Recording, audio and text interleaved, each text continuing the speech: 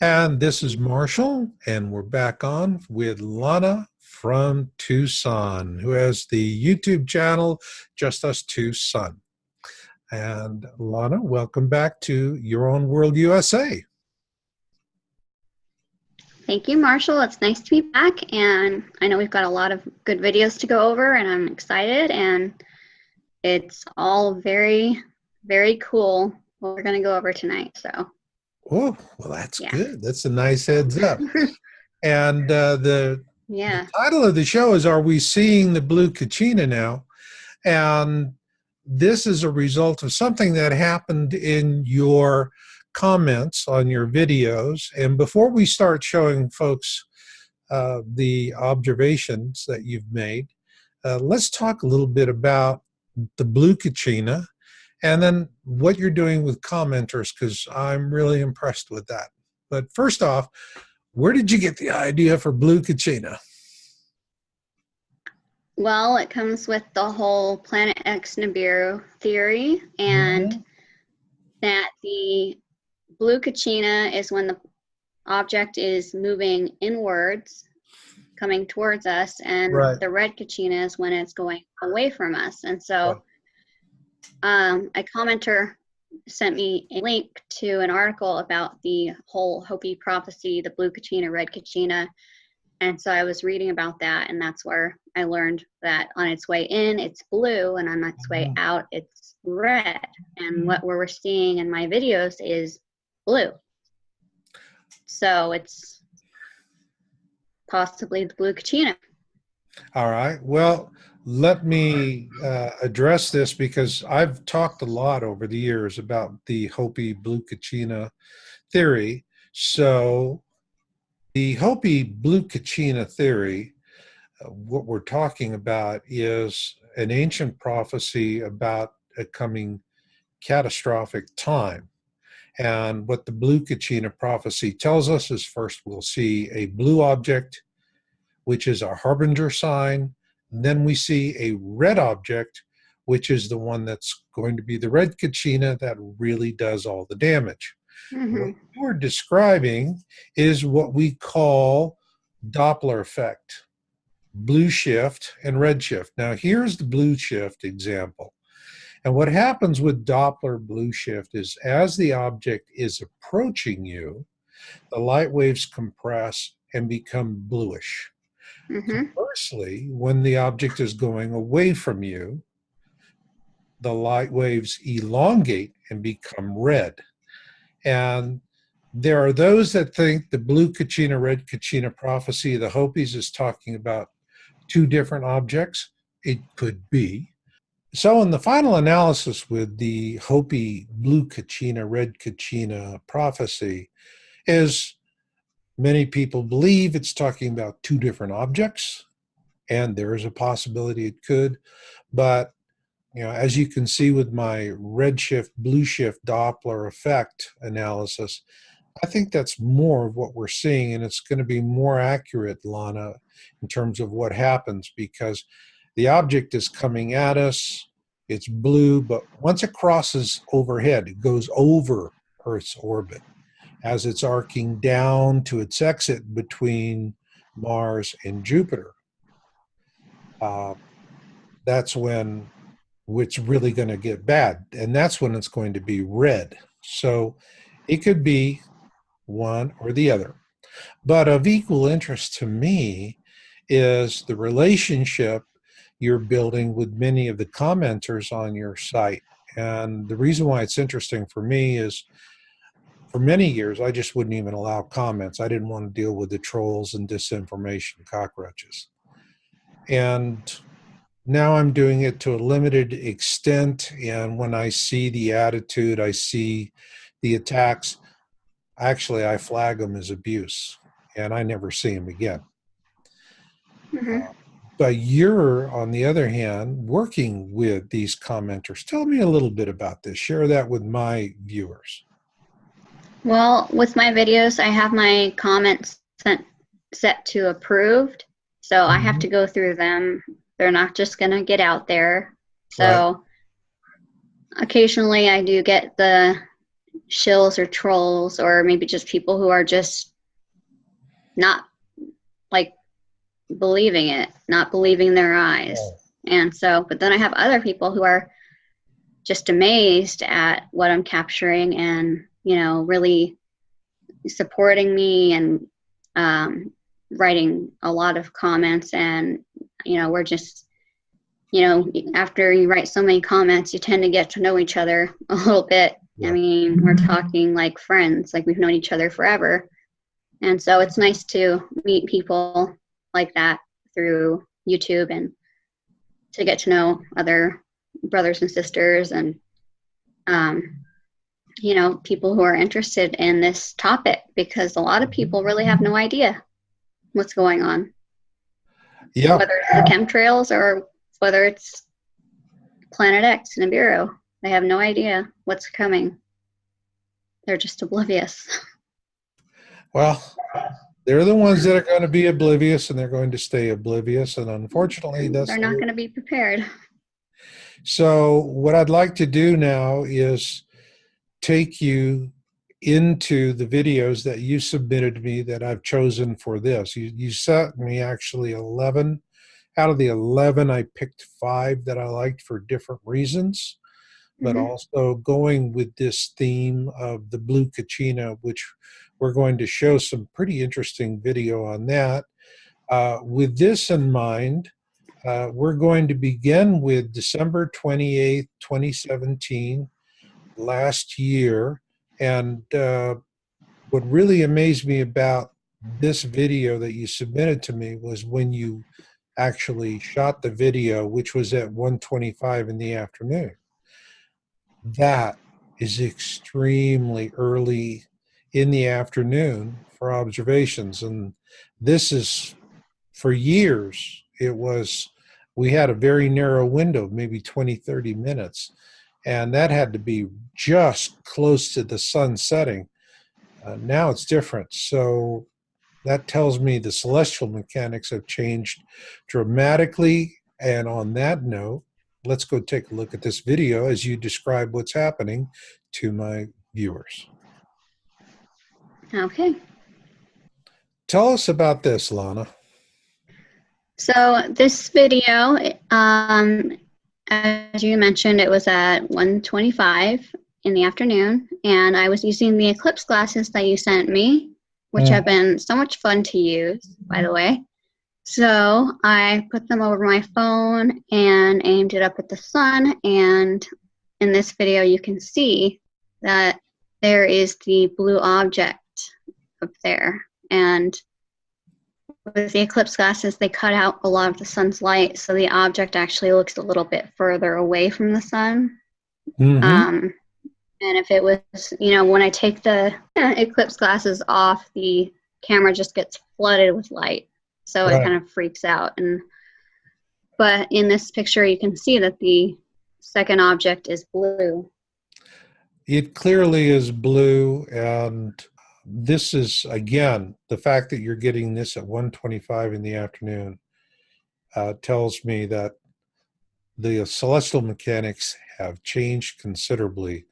And here, as you can see, when you're changing exposure modes because you've gone and removed sunglasses and you still have the object there, this is a very high quality observation. Thank you. And the sun, you can tell, is just so bright that the object looks further away, but when you put them, when you take them off, the sunlight floods back, so the object looks closer to the sun because it's so bright, because the sun is so bright. You know, I've noticed in your comments, I get in the comments, everybody's going, you know, put the thumb in front of it, put the thumb in front of it. That's a red herring. Okay. Your camera is auto exposure. All right. Guess what? Your eyes are auto exposure as well. So you start going out and literally manipulating a powerful light source. You don't know how things are going to respond. So this thing is, people think it's a clever idea. No, it's a red herring. Don't fall for it. I'm glad you're not falling for it. With that, Lana, let's move forward and let's talk about the two videos that you did on the 10th, because this stuff is, this These is ones are cool. really good. This is cool. So Mm-hmm. here we go. We're going to move to the January the 10th at 2:26 in the afternoon. All right. Now, Lana, that is pea soup. It was a beautiful day. We had clouds, real clouds, and real rain for the first time in a long time. And I panned around, and then I got this, and I was like, "What?" Because there's the sun, that big white blobbed area right there at the bottom Right. left-hand corner, and the object just went behind the clouds, and it will poke out again. But what happened in this first video was I got a phone call in the middle of it. So it cut out the video automatically. What's really cool is that there it is again. Yeah, You can see it just going in and out of the clouds. And the object below the sun, the sun, at some point you can see rays going up from the sun. And then the other object just keeps going in and out of the clouds. Right. Some pretty dark clouds there. That is clearly a beautiful shot of the object of interest above the sun as clouds are passing in front of it. Lana, I'm really amazed that you were able to get the object of interest on such a heavy, cloudy day like that. But you were mentioning something about people saying sun simulator? Oh, right. Yeah. Well, I guess they couldn't prove it was a lens flare. So their next tactic was to say that it was a sun simulator.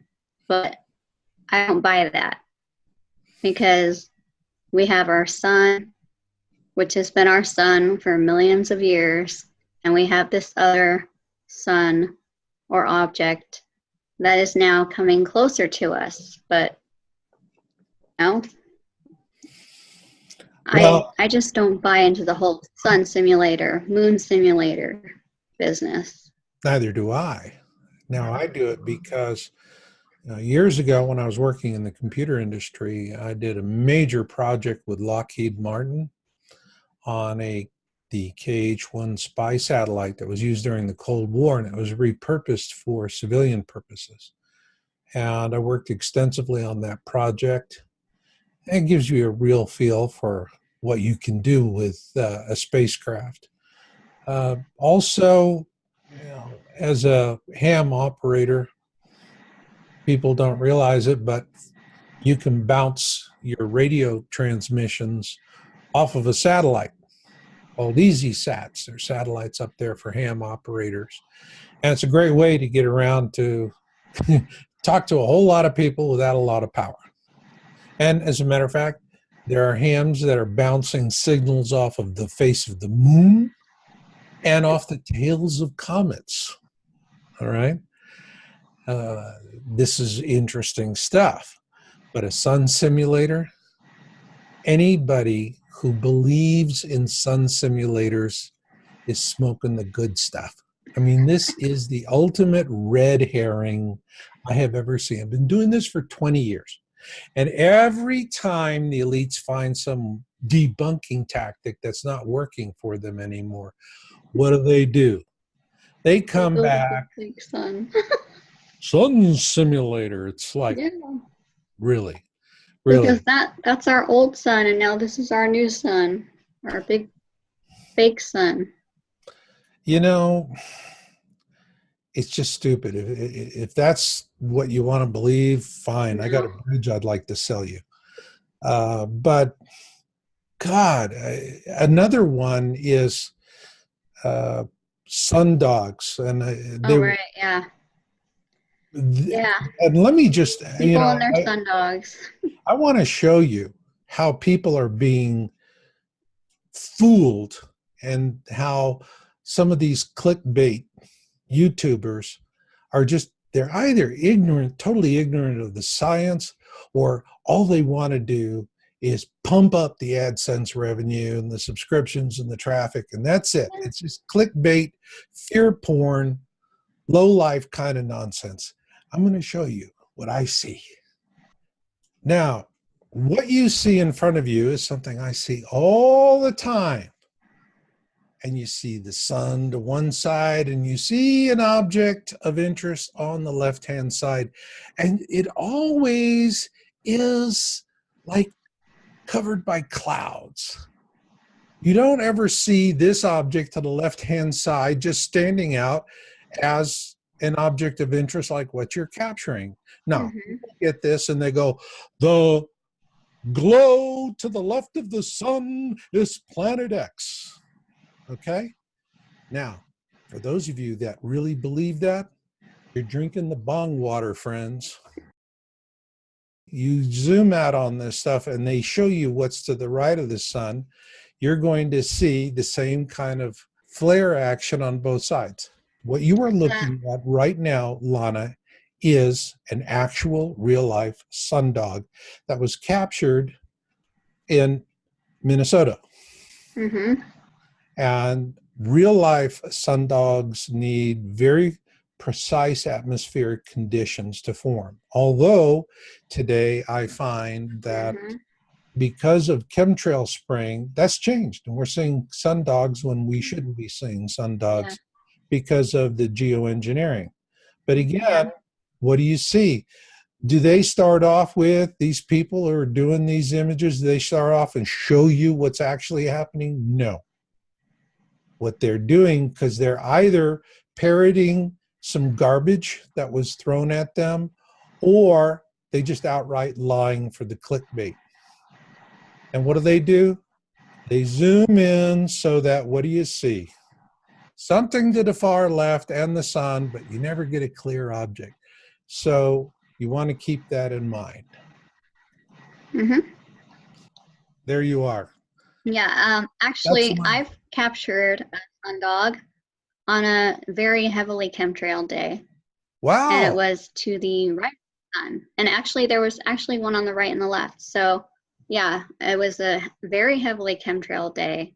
It was about 4:10 p.m. and there was a sundog on either side, or the little rainbow sundogs on either side of the sun. So, you know, I knew that wasn't Planet X. I knew that wasn't what I was capturing, because it's just not. It's just a rainbow. But in the next video, there is a little rainbow. There is a little rainbow that gets left behind. Okay, so what we'll do is we'll go on to the next one, but I'm glad that you're not being taken in by this sun simulator nonsense. Literally, folks, anybody who's feeding you sun simulator nonsense, it is a red herring. It is what the power programming structure is doing now, because all of the other things that they're doing to mess up the genre, this is just a new twist on it. It's one of the reasons why your work is excellent. Your integrity is above reproach.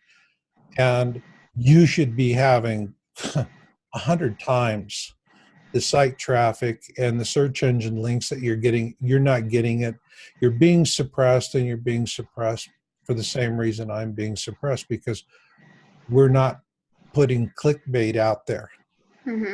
We're actually seekers of the truth, and that's what we want to do. So with that, let's get into this next one, because you actually took this just a few minutes after the one we just previously looked at. So with that, and here, Lana, you had much more time to work on it. Tell my viewers what they're seeing. So with this one, it was right after I hung up on the phone call, and I just got right back to filming. And, you know, you could see the big white blob at the bottom. That's where the sun is, and the second sun just went behind the big dark cloud.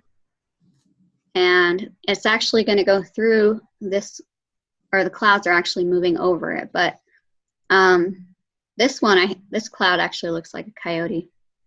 And I love that. It looks like coyote's face. But what you can see with the Hold on a second. You're from Arizona. The official bird there is the roadrunner. Where's the roadrunner? I don't want the cowboy. Where's the the coyote? It's a coyote. coyote? There we go. Yeah, it's a coyote. But yeah, you see it go through, both of its eyes, and at some point, you can really see the blue color here, and then at some point you can also see sun rays coming up from the sun below. So people have been telling me that that is our old sun, and that the big bright area below is our sun simulator. And here, right here, you can see where it left behind a little rainbow. And you can track it behind the clouds too, because it's emitting a blue light. Right. So when it's completely covered with the clouds, you can still see where it is without seeing the shape of it, because there's a blue aura around it. So it's very interesting. It's actually beautiful. It is beautiful. It's amazing. And here is where you can see some of the rays coming up from the actual sun down there. But there you go. This video is just stunning. It's amazing to me, with the cloud moving over it. Yeah, real clouds, real rain. Real clouds, real rain. I mean, granted, I drink my tea with stevia, but So people think that the chemtrails are actually real clouds. They're like, oh, look at that really nice straight cloud. It's really beautiful, isn't it? Look at all these straight clouds. Look at that straight line. They don't have any idea. Oh, look, honey, an X. Do you think that's for us? Or, oh, wow, look, he's trying to draw a heart. And sometimes you see him making like these crazy turns, and it's like, but what I saw today was absolutely disgusting in our skies. Oh, just line after line after line after line, completely covered all over the place. Just chemtrail to the max. They're doing it to us here too, and it's we had a heavy wind that blew through, and the next day was absolutely clear because it was like a 40-mile-an-hour wind. And I'm going, that's the kind of sky I used to see when I was a kid. And for your generation, you didn't grow up with the beautiful skies that I grew up with. Yeah, we had beautiful skies when I was growing up, but when I was driving down into town today, going from like 3,500 feet or 3,000 feet down to 2,000 feet. Right. When I'm at 3,000 feet and I just look downtown at downtown Tucson, just the valley, all you see is just brownish white haze, all just below the mountains. It's muck. And people are breathing that, and they have no idea. Well, I think the next one we're going to shows a little bit of the dirt in the sky, even though it's a good observation. So this next one that we're going to do is, you did this on the 12th at 5 o'clock in the evening near sunset. So that is stunning. Just to look at it's sad because you got that big honking chemtrail up there. Yeah. But this really is beautiful. Tell my viewers about this. Well, this one, I was at the store and I just stopped in the parking lot, and I just noticed that there were so many chemtrails. And so I wanted to show that, and I also wanted to mess with the exposure. So I brought it all the way up and all the way down. Right now it's all the way down, and then I go up again. And you can see that the chemtrails are going, right across the sun. And even with the exposure up as high as it is right now, you can still see the object. And Mm-hmm. then bring it all the way down. It cuts out so much of the light that, it looks like it's a little bit higher than normal. So, Yep. yeah. And that's with the lowest exposure. You really see the distance portrayed here much Mm-hmm. Yeah, differently. it looks about the same as with the eclipse glasses on. If that's the case, then this is progressed in the orbit a little further along. And, well, it'll be interesting to see what that means in terms of celestial mechanics. Yeah. I just really am impressed with what you're doing to experiment with your smartphone. As we pointed out in previous videos, smartphones are not designed for observing objects behind the sun. I mean, this is Mm-hmm. like saying, I'm going to frame a house with a tack hammer. Theoretically, you could do it, but there's better tools. Uh, so with smartphones, it's going to depend on, well, who manufactured the components, software version, settings inside the camera, the lens coating, temperature when the lens was coated, how it was glued together. Just there's a myriad of factors. Right. Your camera just seems to be sensitive to just the right spectrum, part of the visible light spectrum.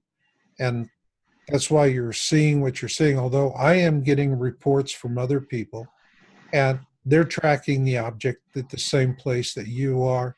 And of course, we know back in October of last year, we published on Yowza Ophelia Day, which is when everybody was seeing multiple objects in the sky. And what Mm-hmm. we showed in our article on the website is that we have corroborated all three objects that were visible in England by people just standing on the street with observations here in the United States.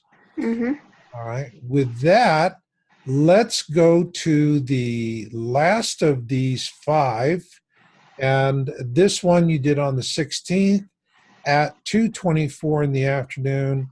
Again, I'm Yeah. stunned. Now, this is this new video from the 16th of January. Right. See. And so it was a very chemtrail day, and I was going to the park to meet my sister. And while I was waiting for her to come, I just took a shot. And, after right about here is where you see right above the sun at the 1 o'clock position. Yep. It'll come out from behind those clouds any second now. Here it comes. Okay. There There we it are. is. There it is. There it is. Look at that. There it is, God, right in between the clouds there. that is And so that's amazing. a different color blue. I mean, it's pretty blue there. Oh, yeah. Yeah. So, I mean, we have a real steady pattern here. Mm-hmm. And Yeah, that was the same place. I was standing in relatively the same place, same time of day, about 2:30 ish, mhm, and again with the cloud cover, except these are chemtrail covers right. because they're trying to block this object out. They don't want people Absolutely. to see it. Yeah. That and other things. It's just one Right. of, with chemtrail spraying, it's a laundry list of things. Yeah. Yep. Doing. It's two Yeah. birds with one stone, or three birds with one stone, or whatever. Yeah. Their You know, purposes are for that. or actually, they just prefer to kill the whole flock. Yeah. Let's just with nanu, right? Nanu, nanu. Bots. Well, what I want to do next is I prepared a special composite of the two videos you did on the 10th. because I want to help my viewers see even more closely what's happening as the clouds are passing in front of the object of interest. So I'm going to put that up now and have you talk about this with all of my viewers. Okay. And here we go. Here's the two of them that you did from the 10th, the one at 1426 and the other one at 1429. Talk to us. Okay. Well, the one on the left is a little bit more zoomed in than the one on the right. Right now, with the one on the right, you can see the blue light that it's emitting from behind the clouds. And it's also in a darker area of clouds.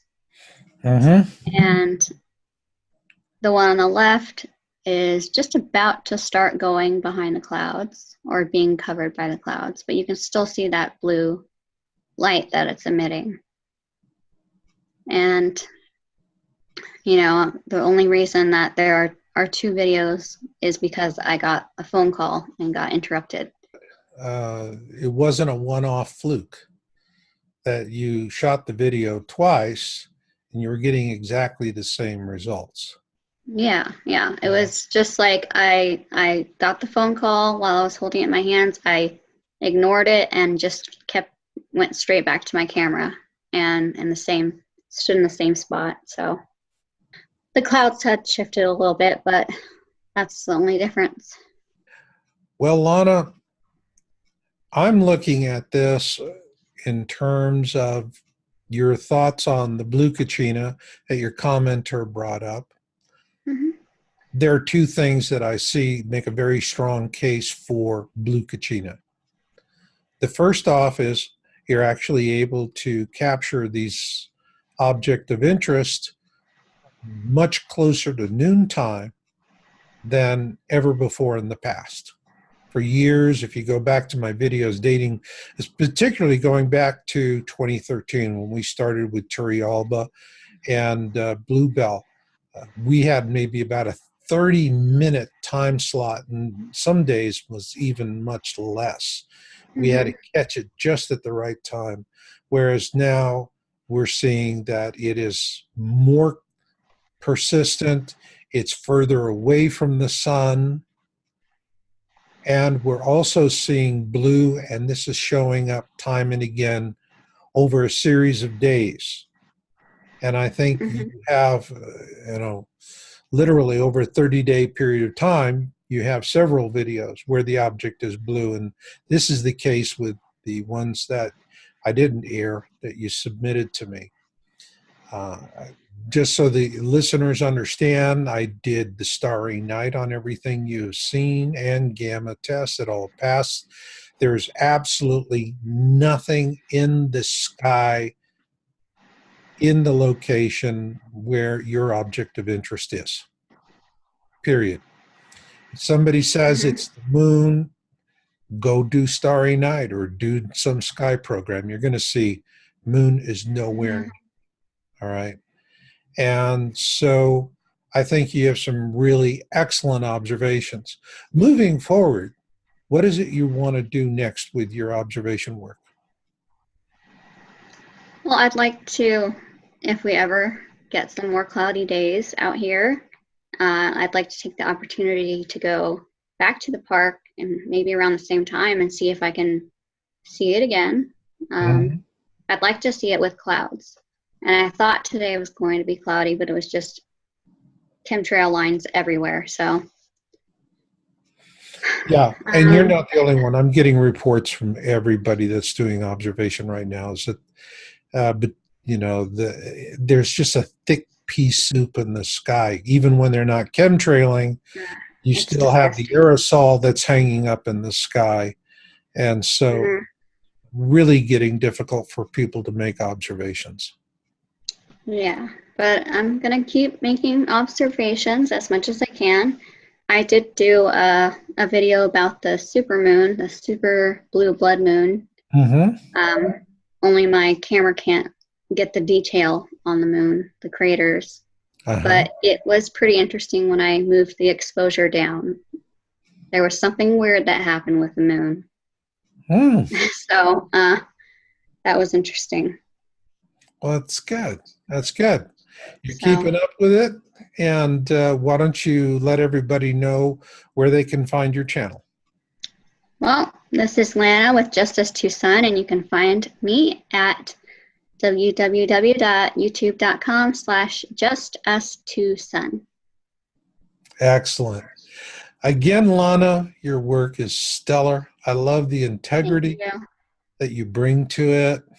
And it is, after all of the fear porn and clickbait I have seen in the last year, and it's disgusting. You know, I had a woman who contacted me. She's been studying Planet X for 10 years. And she said, I don't even go to Google anymore because when I put Planet X into Google and search it, I get 55 pages of garbage. Hmm. She was a retired nun. So I think Yeah. I think she's telling the truth on that one. And that's just the way it is. I really hope you get a break here. Folks, our work is being suppressed. Lana's work is being suppressed. My work is being suppressed. There's other people out there that are trying to do the right thing by you. They're trying to bring you information that's really useful, not tinfoil hat conspiracy weirdo stuff, like sun simulators. I'm Yeah. sorry. I'm just so sick of that. But Or anyway, colorful clouds. huh? Or colorful clouds. Colorful. Oh, whoever heard of sunset colors? Yeah, Really? That's new? yeah. Sometimes the glow on a cloud is just a I glow. Who would have I thought didn't know that sunsets could be pink ever. that? Okay. Well, I see you have a guitar, so maybe next time we have you on, we'll get a tune out of you. Haven't played in a long time. Okay. Got to build up the All right. calluses. And on that note,